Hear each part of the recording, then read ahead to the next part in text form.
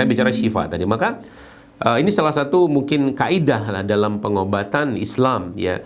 Saya mungkin di sini tidak akan bicara ruqyah. Saya maksud di sini zikir-zikir pagi petang kita saja, atau mungkin sholat kita, tilawah kita, atau zikir-zikir harian kita, mungkin astagfirullah segala macam itu sudah merupakan obat sebenarnya.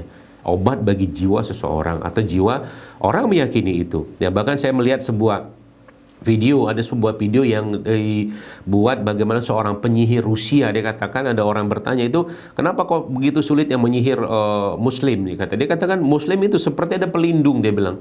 Kekuatan gaib yang tidak tampak. Mereka sholat, mereka baca Quran, sebutkan begitu. Ada video saya pernah lihat itu. Begitulah adanya kita, karena memang, nah ini kalau kita telusurin atau kita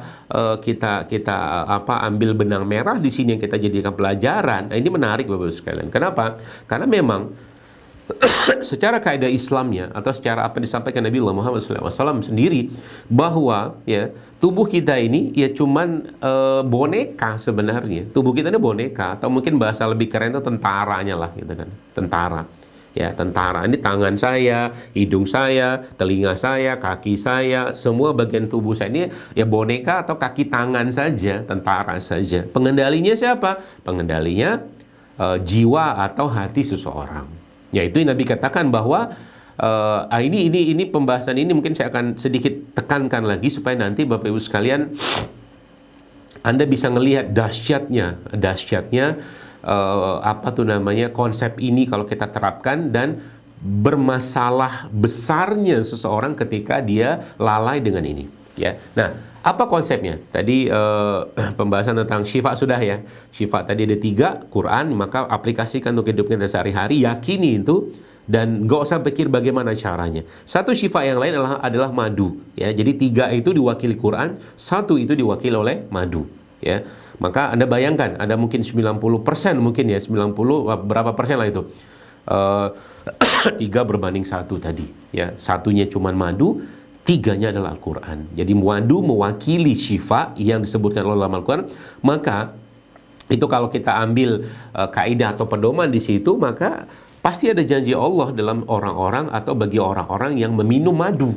Karena Allah sudah menjelaskan dalam surat An-Nahl yang sering kita baca bahwa dalam madu itu terdapat kesembuhan bagi manusia. Terdapat kesembuhan bagi manusia. Syifa'ul linnas, kata Allah Subhanahu wa ta'ala.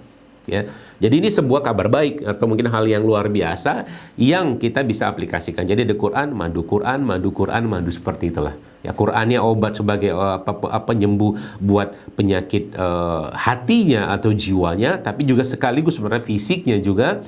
Madu itu mewakili fisik yang dia juga bisa mengobati atau memberikan membawa janji Allah tentang kesembuhan bagi orang yang meminumnya, seperti itu. Bahkan Nabi SAW juga jelaskan bahwa dalam sebuah hadis Nabi katakan, Nabi bersabda, syifa fi salasatin. Kata Nabi, syifa itu penyembuh itu ada 3. Syarbatil asal, kata Nabi. Syarbatil asal maksudnya minum madu. Jadi kesembuhan itu dijanjikan Allah salah satunya dengan minum madu.